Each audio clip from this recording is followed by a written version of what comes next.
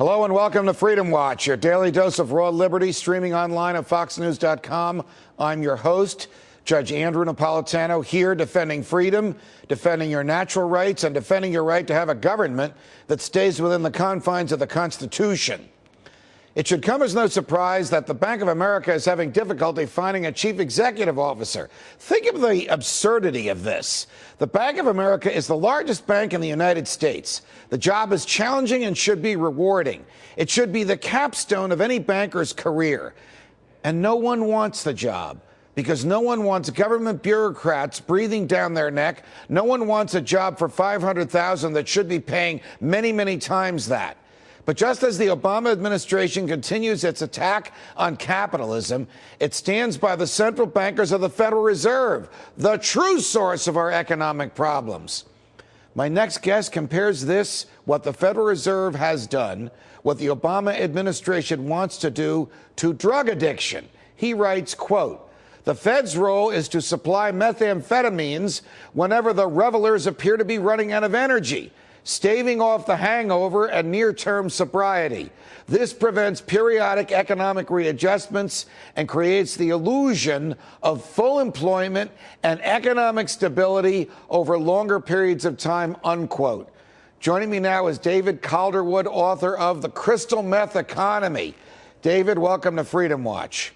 Hi, Judge. Thanks for inviting me. What will it take for us to learn that bubbles have been created by the Federal Reserve, that the Federal Reserve is exercising power that the Constitution gives to the Congress, and everybody seems to look the other way every time this happens?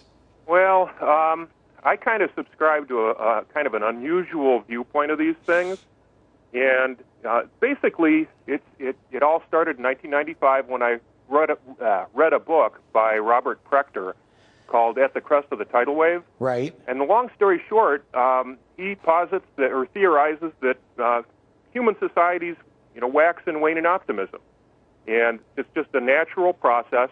What happened is, you think about it for a minute. Go back to 2005. How optimistic did people have to be in order to borrow money when they couldn't put a down payment on a house? Right. How optimistic did they have to be to loan to people who couldn't do that? How optimistic did the people running the three agencies that rate this debt have to be in order to believe the models that this was all going to work out well? And wasn't that optimism created by false illusions brought upon us by the power of the Federal Reserve? I think it was amplified by it, and that's the point of my quote that you read was the party would be there either way. Booms and busts predate central banking. There's no doubt about that. The key component to this is that the central bank, it creates this believable rationalization. Oh, no, we're okay. Those really bright guys from Princeton and little wizened guys with glasses, they all know so much more about this than we do.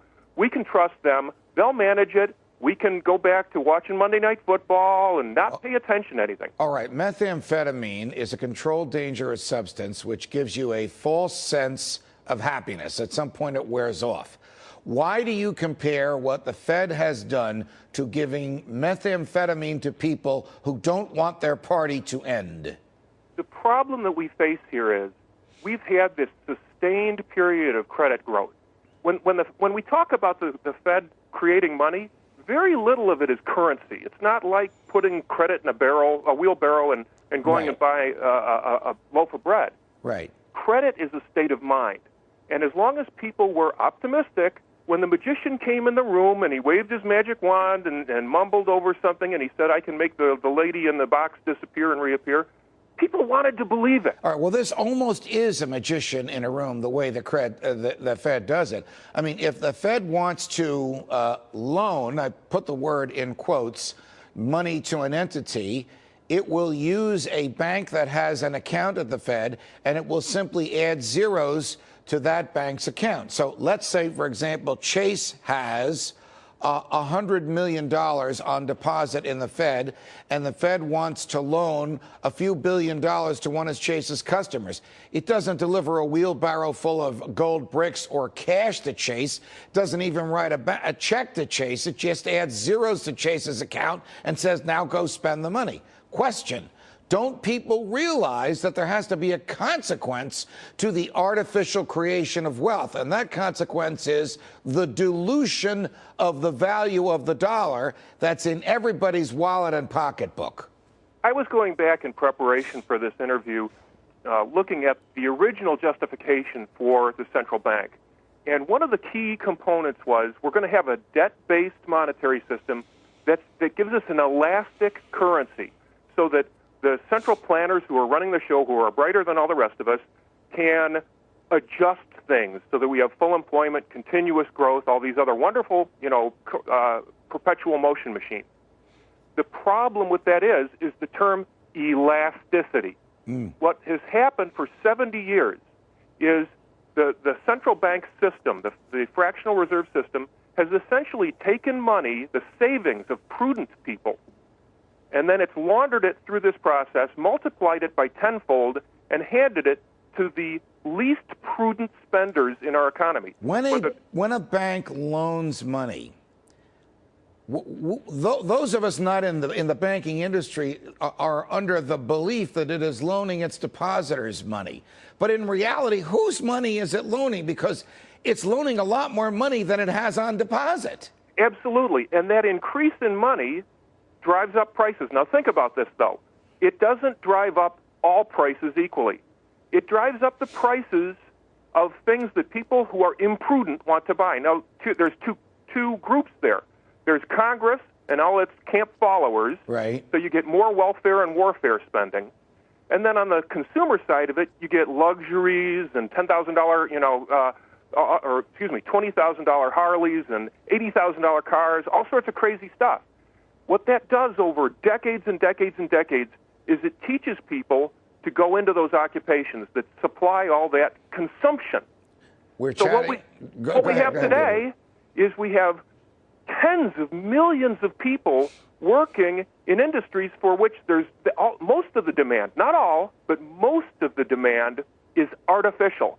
It was only there as long as the credit cycle grew. But we've reached the end of that. Think of it this way. If the bank only loaned to build swimming pools, you get to a point where everybody in town's swamped by debt for their swimming pools. It doesn't matter if they make swimming pools free, which is what, a Fed funds rate of 0. It's making money free. Borrow from us. We'll give it to you for nothing. People can't absorb it anymore.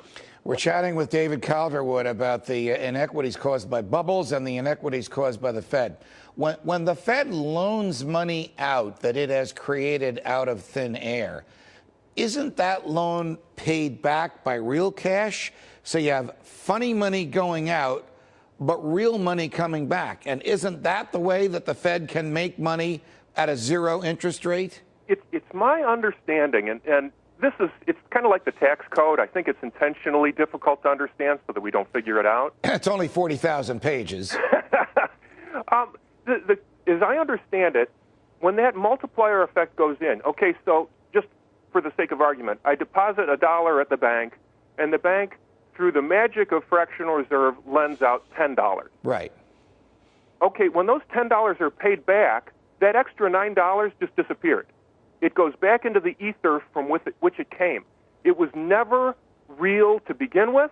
It created false demand for a period of time, and then it disappears again. Okay, but when the Federal Reserve loans $85 billion to AIG through Chase and through others by just adding zeros to the accounts that Chase and others have with the Federal Reserve, and then AIG wants to pay the money back, isn't AIG paying that money back to the Federal Reserve with real cash? Example, just 2 weeks ago, AIG reduced its $85 billion in indebtedness to the Federal Reserve by giving the Federal Reserve $25 billion in stock in a corporation that AIG owned and said, go ahead and sell it. Now, if the Federal Reserve sells that stock, they're going to get real cash for the $25 billion. So they're replacing $25 billion in funny money with $25 billion in real cash. That's how they make their money. Absolutely. The key to all this, as far as I'm concerned, it's the banking elite and the political elite, for all practical purposes, exploiting everybody else. And they create all these huge illusions and all these rationalizations for how they're doing us all a favor. And I might as well say that I believe in the tooth fairy if I think people get into this because they're public-spirited and magnanimous. David Calderwood, it's a pleasure. Thanks for joining us on Freedom Watch. Thank you, Judge.